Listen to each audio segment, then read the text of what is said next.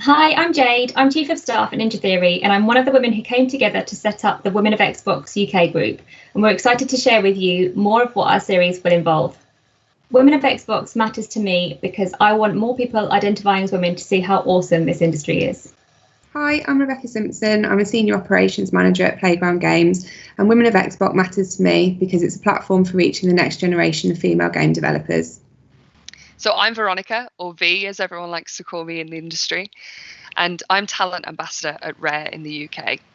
Women of Xbox means to me that it is completely possible to work at an amazing company like Xbox, and that if you can see it, you can be it. I'm Zoe Harrop. I work as Senior Business Coordinator for Xbox Game Studios Quality UK. Women of Xbox UK matters to me. Really, I just want to encourage everybody from all walks of life to consider a career in gaming. Hi, I'm Melissa Knox, Senior Producer at Rare, making Everwild.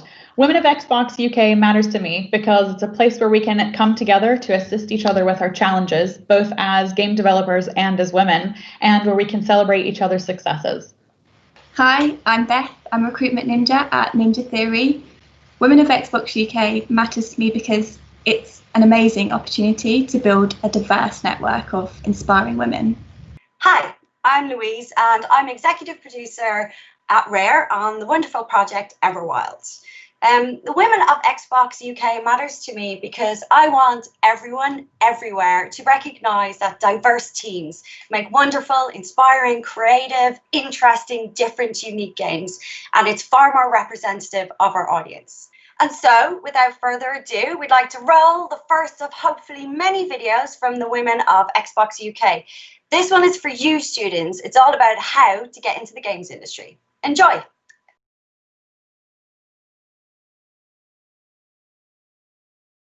Welcome to the first ever Conversations with Women of Xbox UK. Today's topic is that old chestnut, how to get into games. This is a familiar subject. You've probably attended talks on this before.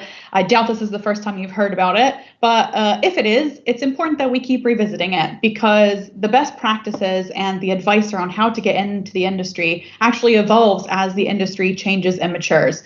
So we've got with us here today women from across the Xbox Studios UK. Thank you for being here.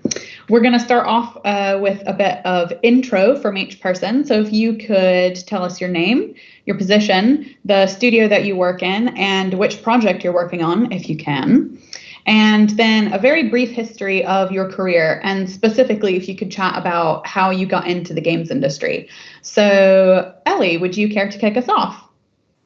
Hey, I'm Ellie. I work at Ninja Theory. I'm a senior engine programmer specializing in graphics. I've been with Ninja Theory for 7 years, and I am currently working on Hellblade 2 Senua's Saga and also the Mara project. Amazing. Thank you. Rebecca. My name is Rebecca Haig. I'm a scriptwriter at Playground Games, and we're currently working on the Fable game that was just announced. I've been working in games for about 4 years and started indie. And I've just passed my Playground anniversary this August, which is very exciting. Congrats. Thank you. Up next, we've got Alice. This is going to be almost identical, but I'm Alice. I'm a game designer at Playground Games, currently working on Fable as well. I also started indie, and I've been in the industry for just over 4 years as well. So it was very similar to Rebecca's, but that's me. Excellent, thank you. Camilla. Hi, I'm Camilla.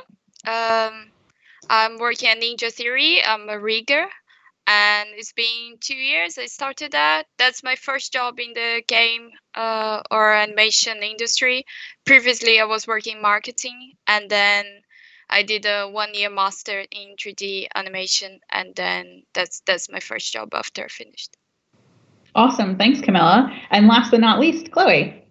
Hiya, I'm Chloe. I work for Rare and I'm on the Everwild and Sea of Thieves. I'm a music contractor and I actually started off in Rare a year ago as an intern. So quite new to the business. Excellent, thanks. And my name is Melissa. I am the senior producer on Everwild at Rare. I fell into games completely by accident. I did my master's degree in PR and marketing and discovered very quickly it wasn't for me. And I sort of got a part-time office admin position at a game studio. And as soon as I went in, I knew it was the place for me. People were in jeans and there was Nerf guns everywhere. That was an indie 8 or 9 years ago, and I've been in games ever since. So we're going to hop on to the questions now. The first question we have is from Maddie, and Maddie asks, how common is it to get jobs based on applications alone? Is it more likely to get a job from connections or friends? Rebecca. In my personal experience, and from the experience of people that I know, it's kind of both. And I would very strongly say it's both. I'd never want to lean into one or the other. Applications are that thing that is put in the room when you're not there. So they are equally as important as your first impression. I think there's this real push in our industry to, like, it's the big word, it's the networking word. And everyone is obsessed with, like, you've got to shell out this money to go to these places, to go to Brighton, to go to, I was going to say CEX, that's not what I mean. EGX? EGX. An assortment of letters. An assortment of letters. You must go to an assortment of letters in order to do the networking thing that everyone wants you to do. And that's meeting people, that's meeting developers like yourself, that's meeting developers in jobs, gathering business cards, like, you know, they're collectible and they'll sit in the bottom of your bag for years and you'll put them in a drawer. When it's kind of about both. It's about your online presence as well. It's about how much, like, you interact with the wider community, not only just the people that you're emulating the jobs of, but also the people that play the games, the people like you that are also looking at those positions, people who are creating portfolios that you should support just as much as you'd like the support for yourself. And at the end of the day, applications are just as important as you and your presence and your personal presence and how you deliver yourself, because that is the little piece of paper or the little digital screen that you've made look all pretty and poured all over that is going to get you the job. It's going to be the last thing. It's the last thing that they're probably going to see before they decide whether or not to get you into a room. Mm-hmm. I think I agree completely with Rebecca. I think that both are super important. And for me, a weird kind of like mixture of both of those things, like applications and connections, is my LinkedIn profile, which is kind of like a resume, but also like a networking thing. Since for me personally, a recruiter from PG reached out to me on LinkedIn, so they had that kind of digital me, but it was on like a networking platform. So I think that's kind of both doing their work, and I think that LinkedIn's a really handy tool for that. I think that you should definitely do both of the other things, but as like a kind of thing that sits in the middle, I think LinkedIn's super useful for that. Mm-hmm. Mm-hmm. Yeah, I think especially at the start of your career as well, because you're still working on forming those connections and building that network, it is really important that you're doing as much of that as possible, but your application is really strong. So I think as you move through your career, it shifts a bit and it becomes much easier to use that network because you spent the time building it and people trust you and they've worked with you and they can confidently recommend you to someone else. So I think by the time you get to even 5 years, I'd say, if you've had a couple of jobs in the industry, it starts to get a lot easier to call people up and go, hey, I'm just looking around. I was wondering if you knew of anyone that had anything.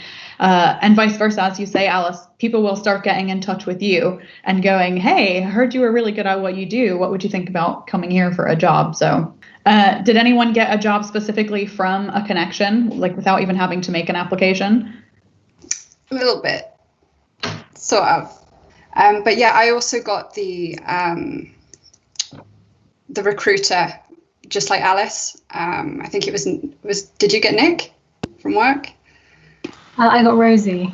Oh, you got Rosie. I got Nick.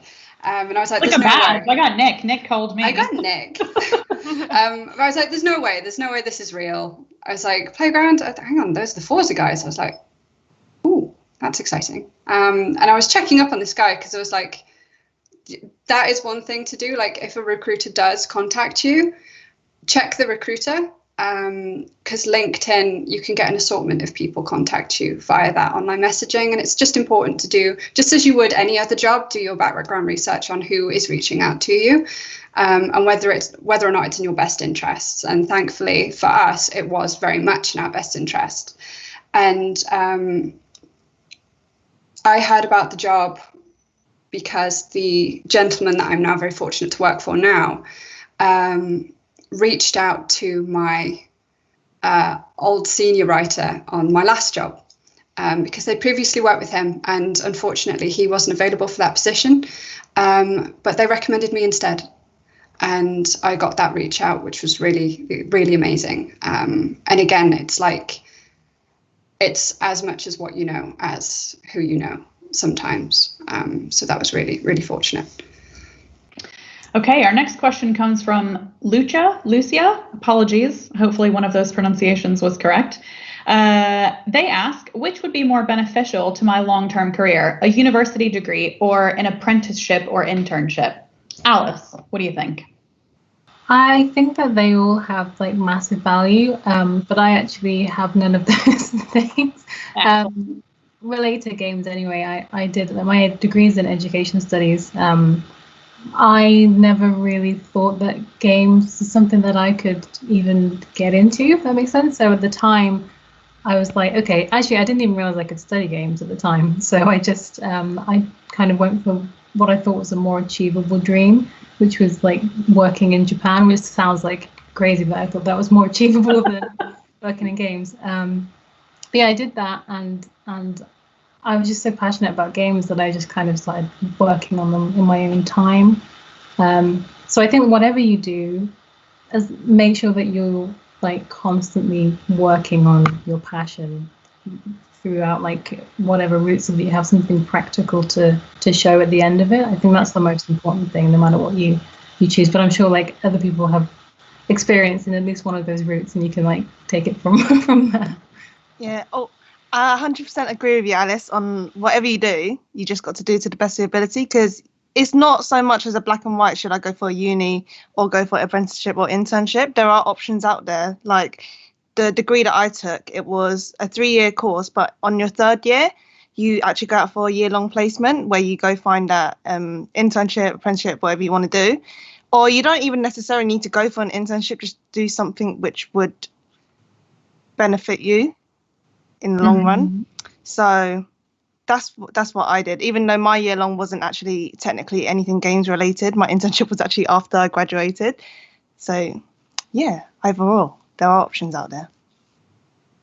I would just like to add that like sometimes people think that just doing a course like going to university is just about learning the techniques, but actually what you take out from that is much more of the connections you make, the teachers that you meet, and people that come to university from the studios that you can talk to. So all the network that you gain when you go to university, I think is very, very valuable.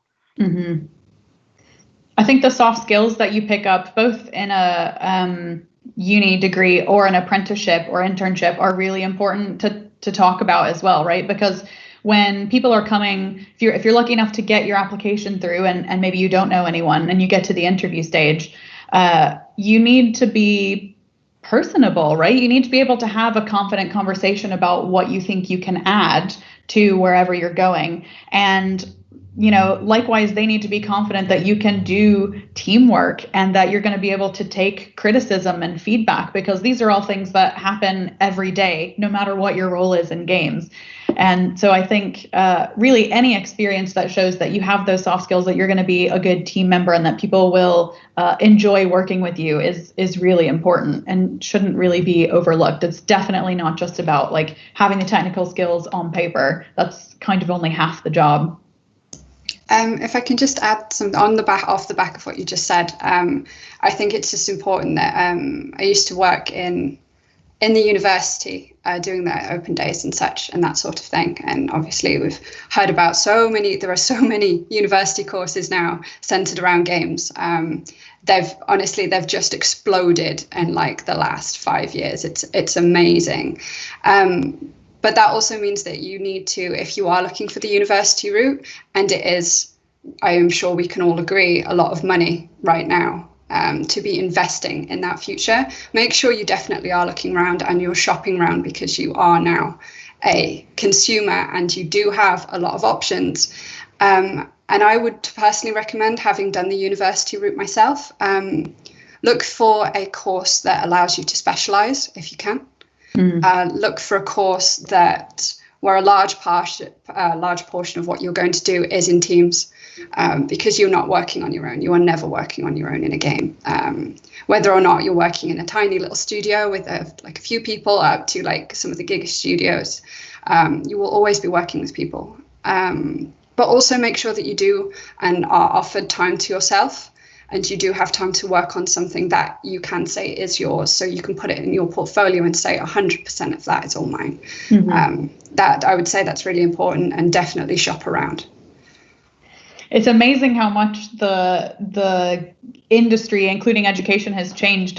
Something that you said there, Rebecca, triggered a memory of my boss, Louise. And when she got into games 20 years ago, a friend of hers told her that she'd seen a sign tacked up at the community center that said they were looking for someone. And she just rocked up to Rare and said, like, hey, I'm an animator. Do you need some skills? And I mean, I'm sure it was much more involved than that. There were interviews and stuff, but like the fact that we've gone from games as a very young industry where it is just a piece of paper physically tacked up on a board somewhere, to now we have the choice of what sort of education are you going to get. It's come so far in so little time. And probably important to note as well that there are specifically accredited universities to get into games. So do your research before you go, because there will certainly be universities that are better suited for what you are after, what you're looking to do. And even if you don't know what you want to do, there will be universities that can offer you that broad spectrum of, here's a bit of programming, here's a bit of audio, here's a bit of animation. What do you enjoy? And then you can go a bit deeper in there. Ellie, I was wondering if you had anything to add, given your engineering background. Yeah, I would say as a programmer, the degree is possibly a bit more important than with other disciplines. Certainly to get the level of skill and knowledge that you would need for programming, it is not impossible on your own, but it's much more difficult. That said, kind of related to what Rebecca has said, there's a lot of courses out there, but there's also a lot of people doing these courses now. And I found certainly with my degree, there was a lot of people who just assumed they would get a job in games because they did the degree and they didn't do anything else. And by the end of it, there's only a handful of us that actually graduated who went on to work for game studios. And a lot of people ended up in nothing to do with programming at all and completely different jobs. And I don't know how happy they were about that, but you get what you put in. So work your ass off if it's your dream and you want to achieve it. Work really hard at your university course, but also look for opportunities. I did internships during my summer breaks, and I took part in gaming competitions, and I did volunteering at the library doing like IT tutoring and stuff. And all of these things build up a skills base that make you a more rounded individual and just make your opportunities, well, you have more opportunities then because you have more skills, you have more to offer. So for sure, I think do as much as you can and make use of your time as best you can is really important as well. But always focus on what it is that you're actually wanting to get out of it. Like if you know you have your dream job, go for that dream job, look for the skills that are needed for that job, learn what those are, and make sure you get those skills and do it in every way that you can. Such good advice, and a great segue into the next question. So here we've got a bit of a Frankenstein question, smooshed together from parts, from questions from 3 different people. So we've got Tarja, I'm sorry again if I've butchered that for you, Jiv and Courtney ask some combination of this question. Many companies want you to have experience before they'll consider hiring you. So it's hard to break into the industry if all you have is a relevant degree. What would you recommend as the most important action for a graduate to get hired in their first games job? How do you get that initial position in a role that usually requires experience? So Ellie, you've definitely answered that, I'd say, from the engineering side. Chloe, wonder what you think. So it actually links a little bit from what Ellie said as well. As when you're doing your degree, you shouldn't just focus on your degree. When you give a portfolio to a company, if all it is uni work, it's going to show that you're not actually willing to branch out and try different stuff, or have a bit of initiative to go out and do game jams and stuff like that, because that's quite like a narrow mindset. Is that a narrow mindset? Could I say that? Well, Alex said ass, which we might have to beep. I almost hope that me repeating it means that we get a fun like filter, like a boop. Anyway, yes, a narrow mindset I think is perfectly fine. Yeah. And also, if you don't find like an opportunity that's specifically in game, I feel like you should always put your hardest into those jobs as well, because you're learning a lot of skills that are going to be transferable, such as like communication and like even punctuality is a thing, that kind of stuff. I'm trying to really hard to explain it properly, but that was good. Like I think there's ways to make almost any experience relevant somehow. So we hired about 6 months ago a producer onto Everwild who had never worked in games, loved them. He played them his whole life. His passion was games, but he worked at Rolls-Royce for 15 years. And he did a stellar job of going, look, here's all the stuff that I've learned here that's going to be applicable to the role that you have. And I think exactly what you just said, Chloe, even if the jobs that you've had is working at game or, working in a mechanics shop, there's definitely stuff that you've learned there that can be transferable. And I think for me, at least as a hiring manager, seeing someone able to do that lateral thinking and going, wait, I do have some skills is really important. Yeah. And you never know who you're going to meet as well. It's all those connections, because a lot of where I am now, I wouldn't have gotten if I didn't do my previous jobs, because then they look back and they're like, oh, she's an individual that is willing to try a lot of different stuff. I also like to add, because I started as a junior it was a role that was advertised as junior rigger, and sometimes they put you need a little bit of experience, but I would say that you should definitely apply for it. The company, if they are saying junior, they are not expecting you to be a master professional. They know what they are looking for. They're looking for someone that is not young in age, but is starting a career and is willing to learn. And maybe they really want to teach someone how they do things. So that's why they're looking for a junior, which is someone that doesn't come with other backgrounds and other things and ways that they learn in other companies. So really really go for it. If they say 1 year experience, just apply. It says junior. The company is not really looking for someone that is a master. Always do that application as well, right? Always. I think this is something that has been documented, that women particularly, if they see a job spec and they don't tick every one of the bullet points, they're more hesitant to apply. Go put the application in, right? The worst that's going to happen is you don't hear back. And that is the worst, right? The next worst thing is they get back and they tell you no, or maybe they tell you, actually, you've only hit half of these things that we're looking for, but you had a really good application, a really good cover letter, so we'd love to have you in. So always apply. Any other thoughts about how you get your foot in the door when you're totally new? I think Camilla touched on that kind of people seeking that willingness and that motivation. And I think Chloe mentioned as well, participating in things that aren't just that you kind of have to do, going down other routes in game jams and that kind of thing. Because I think being able to show that passion and that motivation really makes you stand out. So even if you have a little less experience than someone else, if they can see, wow, they're really motivated to do this, I can see from all these let's say extracurricular things that they're doing, that they're really passionate about what they're doing, then I think that really kind of sets you ahead of others who maybe haven't been going down that route as well. And I think that game jams are also really great for that, because they often set these creative constraints on you, and it takes you out of your comfort zone. So that oftentimes will kind of broaden your portfolio in a way that maybe you hadn't thought to broaden it before. So you have all these different kind of things to show to different potential teams and employers. And yeah, I think that can be quite powerful. Can I add one more thing as well? Of course. Yeah, so I want to say also, if you don't get in the first time, don't be disheartened and not try again, because I did apply for Rare during my third year uni and I didn't get in, but I applied again because I had nothing to lose at that point after I graduated. And then that was when I got the job, because they saw how I developed from that year in between, and they saw that there was a potential if she was able to develop during that year. So if you don't get it first time around, just try again. There's no harm. And if it just means you weren't ready the first time round as well. You know what else is so great to see? There's so much power in a strong cover letter.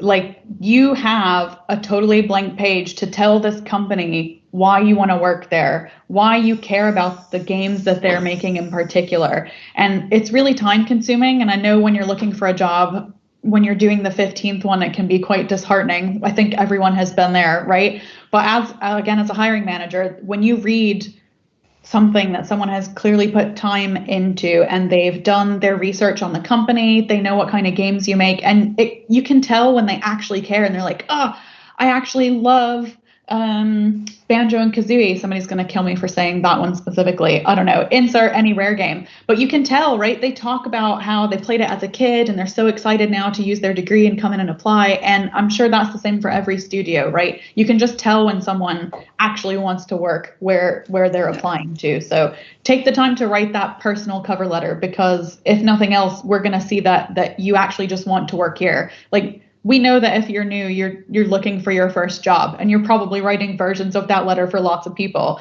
But at the end of the day, it just shows us that you have taken that time and you know who we are and what we do and what you think you'd be doing if you got the job. Another good segue here. It's almost like we've written these questions beforehand in order. What does a good CV look like, Ellie? So for me, I think a CV should be very organized, very clear and well structured, but to the point. Mm-hmm. So don't ramble. They don't need your whole life story on a CV. It just needs to present what you can bring to the job. But it should also be targeted for the job that you're applying for. So read the job spec. Like, read all the skills that they're looking for, read exactly what it is you're applying for, know about the company before you go and look at your CV, and then tailor it to that. I also think, like, it's important not to just have like some bullet points with a list of sort of superfluous skills with no context. So going, oh, I'm really good at team working, and I'm very good at communication, and that doesn't tell you anything about a person. So give context to the things that you write on your CV. So say, well, I learned how to work well in a team through doing this project at university where we worked in a group and we did that. So give it a bit more depth there. And check your spelling. It's so important. Make sure you write your cover letter to the right person. I don't look at CVs, but I get enough emails from recruiters going, hey, how are things going at Ubisoft? That I'm just like, oh, that's immediately going to get you kicked out. If you've just copy and pasted something from somewhere else, then it's not that I have anything against Ubisoft, but I don't work there. So don't send me a letter asking how it's going, you know? Does anybody have any specific CV bugbears? Because I could talk about this all day. I want to hear what you dislike or really like about a CV. This question came from Soren, by the way. Shireen, maybe it's an Irish name. We should really start asking for the pronunciations when they tell us their question. Apologies, Soren, Shireen. It's probably neither of those. Anyway, tell me what you love or really don't love about a CV. Oh, we talked about this, didn't we? With the bars and the graphs. Yeah. We've had some of those through. And yeah, it's just, I think. You mean Rebecca, you mean the little graphs where people go, yeah. Oh, I'm 5 out of 5 good at Photoshop, or I'm, 30% at Maya. Yeah. 30% of what? That's so dangerous, those graphs, aren't they? Sorry. Like, what are you saying? If you tell me there's no good answer. There's no good answer to a 5 out of 5 stars or a half full bar chart or a percentage out of 100. If you tell me 50, I'm going to wonder, why are you not better at Photoshop if you're applying to me as an artist? Like, you should know that. If you tell me 100, I'm going to go, so you don't have anything left to learn. If you tell me 5%, why is it on your CV? Just, yeah, that's one of those where there's no good answer. Just don't do it. I think it's that need, and we all have it. Everyone has it. It's that nervousness to fill space. And so, as we've mentioned, keep it succinct. Don't waffle, but also don't add weird visuals, weird unnecessary ways to show data that no one asked for. Like, just don't do it. There was a spate of it like a few years ago because it became popular to do it. And like everyone's just like, I'll try a little bit of I'll sprinkle a little bit of graphic design onto it, and just don't.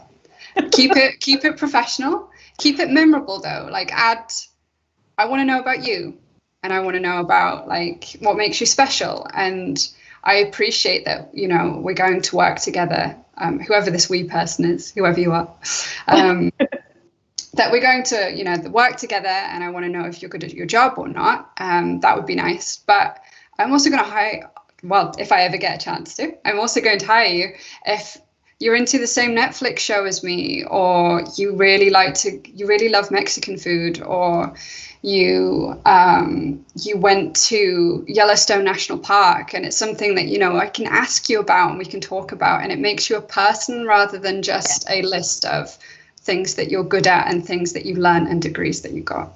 Absolutely. We've talked about this in our previous chats, haven't we? But so, and there's some disagreement about this. A disagreement's a strong word, but I think people look for different things in CVs, right? So you have to take everything that we're saying here with a grain of salt. If a graph on a CV for you is just going to get the information across that you need to get across, then you should do that, right?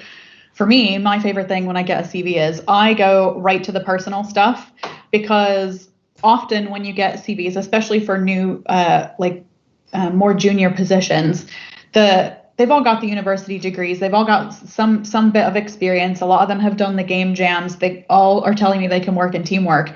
So all of that is going to sort of blend together. So I skip straight to the about me personal info section, and I want to hear the weird stuff that you love, right? I want to know that you are a competitive juggler, or that you just really love like tap dancing, or that your whole thing in life is that you want to eat a burrito in every country that you visit, right? Because then when I go back and I've got my short list, I'm going to remember that you are the burrito person or the tap dancer. And it gives us something to have a conversation about when we start the interview process.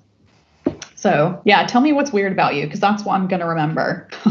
People love pets as well. I would always say that, like, if you just put a little line about like, I have a tarantula called John, and it's like, that's the tarantula person. They called it John. I have so many questions. And you remember that. Use your pets. If you've got one, use it. Definitely. What else do we love to see on a CV? I like this may be something that's included in the cover letter as well, or like an email, or even like an online form, but linking to something of your work that I can see, like your portfolio, or something you've written, or even for games design, something that I can play, or a video or something that, like, just so there's something more, I can get a better idea of what it is that you're talking to me about in these, like, hopefully not contextless bullet points. Like, so yeah, I think being able to like take me to a portfolio or something where I can visualize this or even play it would be great. So important. Yeah. What's your like number one no-no on a CV? If there isn't a show reel on it. Yeah. Because especially with audio, if you don't have the show reel, almost comes above the CV, so it's almost like they'll look at the show reel before they even look at your CV, because sometimes people don't have a degree but they're still creating amazing content. Mm-hmm. So sometimes they don't judge it just via the CV. So if there's no show reel, they won't even take a second look at anything else. Yeah. Is it the same for you, Camilla? Yeah. For me, it's like I honestly did my CV just for like an obligation. It felt like, because it is all about your reel and the time you spend like working in your reel and everything. And even in your reel, you put like your email, you put like your website if you have it, because chances are that people like probably just HR will have a look at your like CV. Probably the real like riggers and people that are checking my application will just see the reel anyway. Another thing I would like to add is that because I'm like for the international students, I'm from Brazil, and then my university used to do you could do like a consultation about your CV, and then there are so many different like differences in the UK CV and then Brazilian CV, for example. So just make sure you, whatever you're applying to, just make sure to have a look and see what are the normal rules about a CV. So just an example, in Brazil, you would put like, if you're a female or male, you would put your age. You would put sometimes if you're married or single, all these like very personal informations, which in the UK are not like, you should never mention that because they don't really like, it doesn't matter your sex, it doesn't matter if you're married or not. So just make sure whatever you're applying to, just check online like as an overall CV rule in that country. How does that work? Yeah, really good advice. Again, right? Who are you applying to? What do they expect to see from you? Yeah. Ellie, I'm wondering if there's something specific you really don't want to see on an engineer's CV.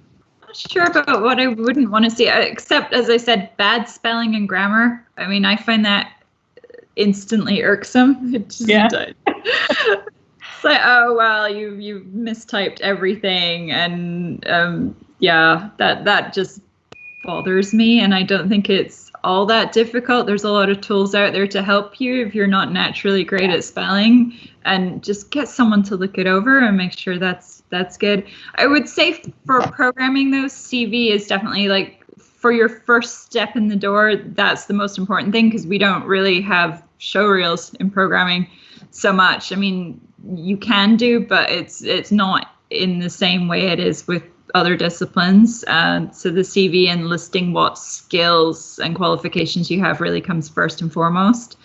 And then being able to pass a programming test and talk about technical things is the next sort of thing you would need. But yeah, just make it, as I said, not rambling, not anything that's they're gonna have to spend ages hunting through a list of like 50 skills. You know, if you know the company you're applying for makes their games using Unreal Engine, then highlight your skill with Unreal Engine. Don't talk about Unity for ages. Well, unless you don't have Unreal Engine skills, but you know, put the ones that are most important at the top, front and center, so that they can see it. Because if they look front and center and you're not listing any of the things they actually want, and they have to read 5 pages in to find those things, that's not going to help you. Brevity, 5 pages. Listen, if you're new, you shouldn't have a 5-page CV. I've been doing this for almost a decade and mine is still only 1 page. So there's definitely something to be said for weeding some stuff out, getting to the point really quickly, only listing the most important things, and really getting that small and compact and to the point for sure. I'd say that's my big, I think I've already gone, haven't I? I have a few annoyances with CVs, but when you're looking through hundreds of them, you're like, just tell me about the burritos and like get to the point. What can you do with Unreal? Okay, I digress. We will move on to Belinda's question. Belinda asks, is concept art ever likely to be a full-time job? And what do you need in your portfolio to stand out? Camilla. Well, it is already a full-time job. Whoop, whoop. Good news, Belinda. Yeah, there's a lot of people applying for it. Well, the thing I would say, as we all mentioned here, is your reel and having like your work to show, but also for concept artists and these you can use in other disciplines as well, but especially concept is like, think about the whole story of the thing you're creating and what the people are going to take. For example, you're drawing a character, and then think about the person that is going to model that character, and like if that can be replicated, for example, in a 3D world, if that's what you want. And that would be amazing if you had in your portfolio someone that modeled a character, and then you show, oh, this is my concept and this is someone that modeled this character. And more amazing if there is someone that rigged it and there is someone that animated that. So show that your work is able to go across all the process of creating a game or an animation. And the same works for everyone, like a rigger, for example. If I just show a character just moving all the controllers around, it's just like, yeah, cool. But if I show an animation done with that character, then people are like, oh, this character really works. It feels alive and everything. So just think about the other disciplines as well, not just your own job. Anyone else got anything to add about making your portfolio stand out? I would say with concept art, for a concept artist, you're both setting like the art direction for the game with your pieces, but it's also about establishing the mood and the feeling of the game as well. So it's important to kind of be able to demonstrate like technical skills. So as Camilla said, being able to draw a character that will work in 3D and create an environment that could be made into a game level, and being able to get all your perspectives and your color palettes and your proportions on the screen and all of that correct. But also being able to develop an art style and an emotion in your work, I think is really important for concepts specifically. And also just being able to show your working process a bit. Like, don't just show the most polished piece you can come up with. Show something that is in development, to show like how you got there and what your thinking was behind that and how that ties in and how you would do the job in its entirety and not just the final product. I'm sure that applies to lots of disciplines, right? It's like your maths homework. They want to see how you arrived at the thing that you got to. Because if the end result is stunning, but all the steps in between are just completely insane and would never work in any professional setting, that's going to be, you know, cause for a conversation at least. So I'd say I don't know how you actually show your work, say, in audio. Chloe, how would you do that? I'd say definitely for, say, sound design and stuff, because there's loads of different layers for everything. So it's always interesting to see what you could think out of the box. So say you could use a chicken squawk for a dinosaur sound kind of thing. You don't necessarily have to be caught up with, oh, what sounds the most natural kind of thing. It's what you can create out of your own imagination and within the constraints of a game as well.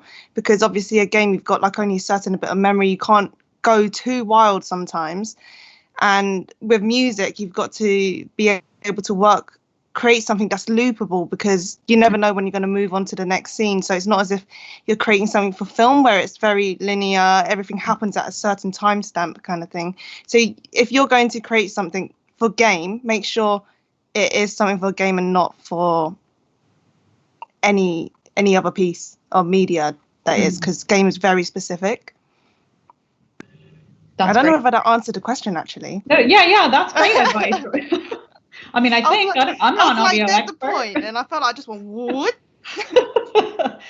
It's all useful, right? I'm sure that's context for someone that they didn't have before. There's some sound engineer out there right now going, oh yeah, chicken squawk, excellent. I'm gonna write that down. I think that's probably been done, to be honest. In Jurassic Park, it was a combination of lions roaring and tortoises having sex. Yeah, I think so, yeah. Whoa, that's really random information, and I love that you know that, Ellie. That's the sort of thing I want to see in a cover letter. Okay. Oh, I should mention at this point that we will be doing future conversations with sessions on specific disciplines. So we are intending to have one full audio session, one full writing session, design, etc., as we work our way through the disciplines. So if you have any really specific questions that you want, we are intending to get groups of people from across the Women of Xbox UK group to answer them for you. So more on that in the future. Okay, we've got our last question from Lucia. What skills would make an applicant stand out most? Rebecca. In terms of for games, I think I've mentioned it already before. Like you've just got to be able to work in a team. I think that very much that old age of games where you could be an absolute genius, but you need your own office and you work alone and you expect everyone to, like work around you, but it doesn't matter because you're so good at your job that it doesn't matter. That's not the case anymore. And games companies, especially the ones that we're working at, are these huge machines, and everything has to move together in order to make these huge projects, that we're all working on, come out the other end. You can't be like a lone wolf. You've got to comment your code. You've got to update your time tracking. You've got to, communicate with everyone around you as often as you can and be personable. Like, I'm not talking about you can't be shy and you can't be an introvert to work in games. Lord only knows I've rather enjoyed a little bit of lockdown because it means that I don't have to deal with so many people every day. It's nice. But it means that I can still talk to people. I can still talk to the people that I work with. Be good and kind, and be able to take criticism. Don't be attached to the work that you're doing, because these things that we make, these magical, massive things that we create, are a product of repeat iteration where things are just thrown at a wall, chucked in a bin, set on fire, often before your very eyes. And you do get used to it. It's part of the process. And if anything, like, the best advice that I was ever given is never go with your first idea. Because in that moment, that first idea is this beautiful pearl of a thing that you just like hold so close to your heart. But you've got to take a chisel to that pearl and crack it open and see what's inside, and just keep going. And that is where some of the courses that we've taken and the jobs that we've had are able to give you that. I don't want to call it a thick skin. It's not. You should never be in a position where you need a thick skin in order to do your job. But you've got to get used to the fact it's not a slight against you if someone says this doesn't work. It just doesn't work. And you've got to go back to the drawing board and be able to do that every day. I love that, as you were talking about iterating and just be prepared for your work to be completely destroyed. Everyone in the chat was nodding their heads like, yeah. We have a tear running down. This was one of the questions that HR asked me actually in their interview. They were like, would you feel upset if something that you've been working on for like a whole year for the game just completely like deleted and not appear in the game? I was like, well, yeah, what can I do? Little breaking heart emoji. Yeah, but it's true. Like, you put your heart on it, but sometimes that it's a bigger project, and you learn probably so much, and then next time you have to do something similar, you will be much faster, and totally it's part of the process. Yeah, I think for me, and I'm not really sure how you communicate this in an application alone, but I think you can kind of tease it out in an interview. But for me, a key skill for an applicant is that adaptability. It is that, especially in production, right? Because our whole job really is change management. We make plans, and usually within a couple of days, if not hours, sometimes only one further meeting, the plan it's changed, right? So it's such good advice to stop being precious about stuff, because it's gonna change, right? We have to put the needs of the project first. Obviously we're also putting our staff members' needs first as well, but in a different sort of way. If I need to ask Camilla all of your work for the last year because that's what's best for the project, then I would deliver that news to you calmly, and maybe I'd have some candy if we were in the office together, because I know that would be hard for you. But at the end of the day, we have to do what's best for the project. Alice, what key skills do you think make an applicant stand out for design? Well, for design, I think kind of just in general, but actually, yeah, especially for design, being a good communicator is so important. And I think that being able to show communication skills is something that you can do on your application without having to have worked in games before. It's one of those things that's just so transferable from basically any other job, unless you're working like in a lighthouse by yourself somewhere. And even that's some kind of like communication, right? This is like so the light. Yeah, right.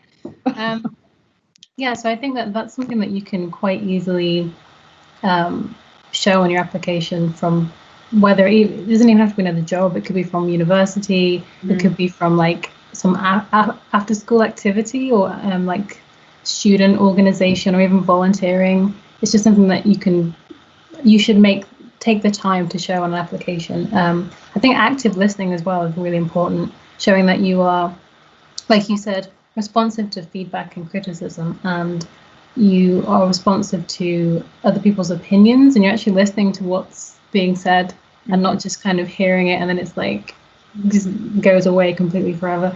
And that again is something that's really transferable, I think, from other jobs and such. Me with my amazing communication skills. Yeah. I think giving feedback in a constructive way is another skill that I would love to see. I feel like that one's harder to ask of someone who is new. I think that's something that as an industry we have to be okay with taking on and teaching people, because it's really hard to give that bad news to Camilla. That work is just, it's got to go. I'm sorry. Like giving that in a way that is concrete, but also, the soft skills come back into play. It's like you have to give that in a way that your team members are going to feel okay to keep working and the morale isn't going to take too much of a hit. And it's hard to do that, but I would love to see that from someone new. If they felt like they could give feedback really well, that would be amazing. Any other key skills? Ellie, what you got? Again, much more of a soft skill, but I think just being able to demonstrate enthusiasm and passion for what it is you do and for the company and the role that you're applying for. Yeah. Because there's nothing worse than working with someone who's just like, this job sucks, everybody's rubbish here, and I don't like this company. And it's like, that's just going to drag everyone down. Nobody wants to work with that person. So I love that voice. I feel like there's someone specific in mind here that we're never going to know about, but they're there.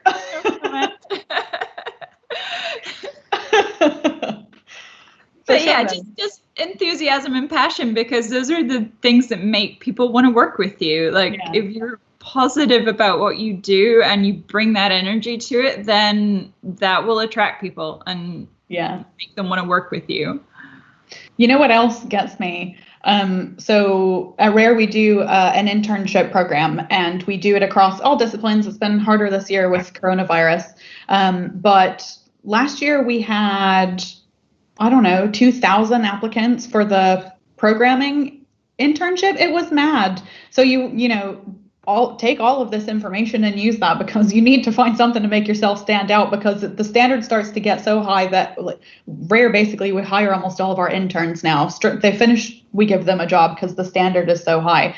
But something that really gets me when I'm going through the production ones is they'll apply with their name. So we're going to use Alice. So we've got Alice Winter, and she's applying for a production internship. And she's got this great cover letter that tells me why she loves production. And then her email will be like alicewinterdesign@gmail.com. And I'm like, oh, something's happening here. And you dig a little deeper, and maybe you go to the link that they've sent, and their website is all about game design. So I get that when you're new, you're trying to find your feet and you might not be sure what you want to do, but don't apply for things that you don't actually want to do just to get your foot in the door, because that will become obvious really quickly. And then you will be that person that Ellie has so aptly describes, because if you're not doing what you like, it's going to be hard and a lot more painful. So I'd say, at least in this application and the information that you are going to send me to review, make sure that you've sent me, production related things or engineering related things. I want to see why you would love to be a producer specifically. And we sort of talked about this in our pre-chat, and I think we should bring it up as well. I think a key piece of advice used to be to get into the industry to start in QA. and you can get your foot in the door. You just test for a little bit, and then you can move on and do something else that's better. And we felt as a group that it was really important to call out that that's not the case anymore. Quality assurance is an important, vital, necessary, absolutely, it's a career path, it's a discipline. You can get really good at it, and you can do that for your career. And we don't want it to be viewed anymore as just a foot in the door. Anybody got anything they want to add to that? I realized that was there was hands and stuff involved, but. I was just going to agree with you, and it was going off what Ellie said as well, that nothing, maybe it was in the old days. I don't want to upset anyone by saying the old days, the good old days, like a while back. Yeah, there weren't as many specific roles. Like, not saying that people were generalists, but there was a little bit more of mucking in, and that's not how it works anymore. Like, you are aiming for being a lighting artist, you're aiming for being like a prop modeler, you're aiming for being like these very specific like gameplay designers, that sort of thing. And there is such, and it's still so pervasive, that belief that you can use certain roles, QA being one of them, which drives me up the wall, that are this kind of like a stepping stone to get to where you want to be, or you can use these specific roles to get to the next rung of the ladder. And that's not, and people can, as you were just saying, see through that so easily now. And people still will go say, I just really want to get into QA so I can go on to do such and such. And they admit that, and they can put that on their CV sometimes. Why are you admitting this? You are just literally broadcasting to everyone that you don't respect the roles. And every role is needed to make a game and get it shipped out the other side, right? Otherwise, this big machine would not work. And importantly as well, this is the conversation that we're having now is at the level of Xbox Studios, right? So I think the advice stands if you're going into indie, but it is slightly different because there's much more like everybody just pitches in to get the thing shipped, right? If there's 8 people in a team, you're kind of taking up lots of different roles, but here at our Xbox Studios, QA is an entire division that we couldn't do without, and you need a certain skill set to do that, and not everyone is going to be good at that. So I'd say it is absolutely a job. We need more of them. So if that's what you're into, get out there. Any other thoughts on QA or key skills to make an applicant? Camilla, what would you want to see? Well, people always told me that is like, especially in rigging, is this problem solving things. So like rigging is basically fixing things that animators broke. And ooh, shots fired. No animators in the group, so I'm safe. No, but it's true. It's just that willing of like learn, and just wanting to learn more. And then I've got this type of feedbacks from my work that is like, you're always like keen to learn different techniques, learn something new, and I think it's important from any job. Basically, if you go to the interview showing that, look, maybe you're junior, I don't have all these skills, but I really like this thing, I would like how you did that, and like just showing the interest of like learning, I think it's very important. As Chloe said earlier, that's how she got the job, right? It was that second application and that showing your growth there. So it can happen to anyone. Okay, we've reached the end of our submitted questions, but I have a surprise bonus question for you. Getting some action in there on an afternoon. Okay, so the surprise bonus question I have is, we can leave our kindly viewers with one piece of advice. So what's the one piece of advice that you would give to someone wanting to break into games? And we're going to start with Alice. I think it's just important for basically just everybody to know that you shouldn't lose motivation if you are passionate about something and you're applying for things, or you're on a uni course, or you're even in a role and you find yourself being the only person like you, or the only person who looks like you in the room at times, or ever in some cases. I think you just have to stay focused on your passion and don't lose motivation just because you are the only voice like yours in that environment, because, you know, hopefully that's something that we can all work to change. And you just have to know that you are still super valuable. You're hugely valuable, even if you're different. And, you know, having like a diverse group of people is infinitely more valuable than having a group of people that are just all very similar. So yeah, I would just say don't lose faith in yourself and your passion, and stay motivated. I love that. Ellie, what's your one piece of advice? So for me, I kind of have a life philosophy that I think it works for me anyway, where I have a picture in my head. I like to like visualize in my head who I want it to be, like what kind of person I want to be, like what job I want, what I want to be doing, how I want to be behaving. And then when I'm doing stuff, I just go, am I being that person? And if I'm not, then I need to change. And so it's kind of just like, be the person you want to be. So, but more of a visualization exercise, I think, in that. But chase your dreams, fight for what you want, like have a clear image of what kind of life you want to lead, and go after it with everything you've got, because, well, this is your chance. Go for it. Such power, Ellie. You've got me all jazzed up. I'm already in a job that I love, but I'm like, who do I want to be? Okay. Camilla, do you want to follow that one up? I'm ready. I'm pumped now. Let's go. Oh, it's been hard to beat these two. No, the thing I would say is that I think like all these situations where you're all living, pandemic, working from home, and then people might feel like, oh, this is so hard, I'll never get this job. Like, honestly, just apply, like as many times as you can for many companies as you identify with. Don't just stick with one thing and one company and it's like, oh my God, if I don't get this job, that's my career ruined. Like, open a little bit and really apply and like send it CVs, connect with people on LinkedIn, like message people, like send message to people. Don't just add as a friend, send a private message. Oh, I'd like to connect to you because of this and this. Just don't start adding everyone like some people do. But yeah, just try to reach people. And for example, when I applied for Ninja, I wasn't in the country. I did all my process online, on like using cameras for the interviews. The first time I went to the office was on my first day at work.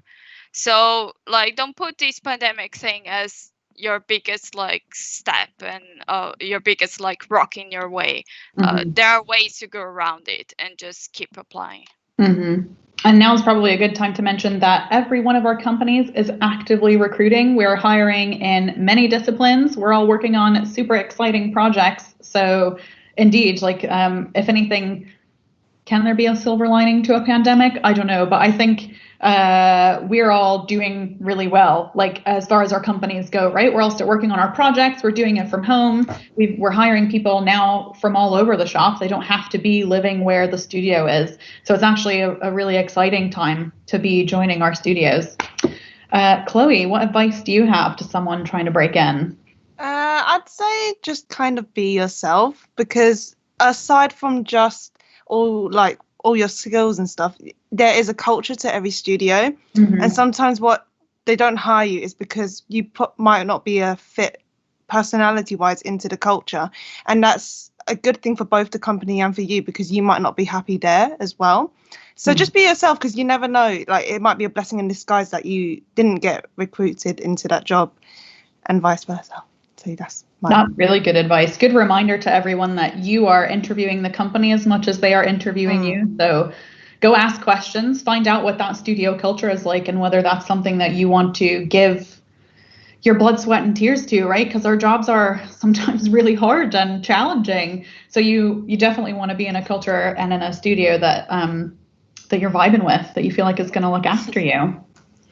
And last but not least, Rebecca, I'd love to hear your piece of advice. Yeah, so my advice for not just breaking into the games industry, but in general, is to be kind, and ending on a very soft note. Just the people around you aren't your competition. They're your greatest cheerleaders. Oh, that's a slogan and a half, isn't it? Good, Rebecca. We finish like that.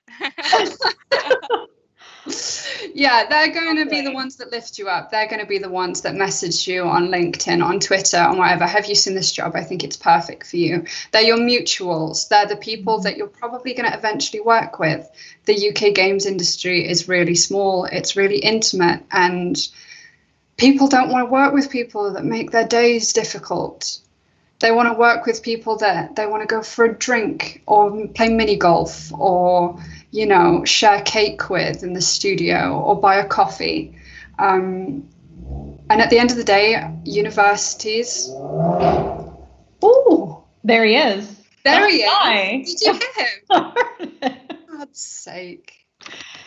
At the end of the day, universities especially, it's not on them. It's not necessarily something that they foster. Some do. That's a problem across the board. Is this environment of competition that there is almost like a clock above your heads, that time is running out, that there's only a handful of jobs going in the industry, especially at a junior position, and that you all have to fight each other like it's the Hunger Games for it, tooth and nail. And I remember feeling that when I was at university. It was horrible because you just look around at all these people that you had so many beautiful memories with, and come the end of it, you were almost like waiting for the klaxon to go off so you could race them to the finish line. And it shouldn't be like that, because at the end of the day, the people that you work with and the people that you meet are lovely.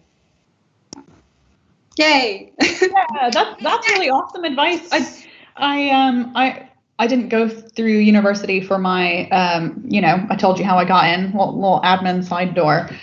So I never felt that competition, but it makes me quite sad that people going through university or perhaps new in their careers feel that, because as you say, Rebecca, I've had the exact opposite experience. I've made some of my best friends at studios. I felt nothing but supported, especially by the women that I've worked with.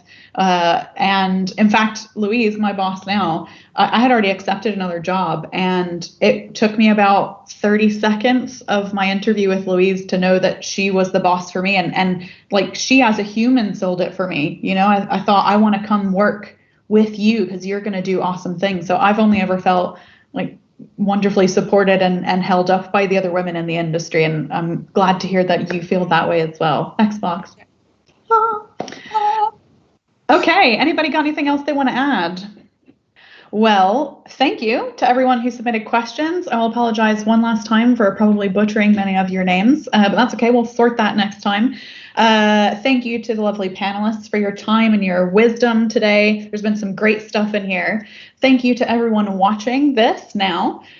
We, as I said before, are planning to do a lot more of these conversations with. We have many, many things on the list already, but we want to hear what you want to see. So if there's something specific that you want to see the women of Xbox discuss, if there's one of the disciplines that you'd love us to start with and you've got a good case for it, then send it along. We'd love to hear your questions, your topic suggestions, and any thoughts or feelings that you had about this very first Conversations With. So thank you, everyone. I hope you have a lovely day. Thank you.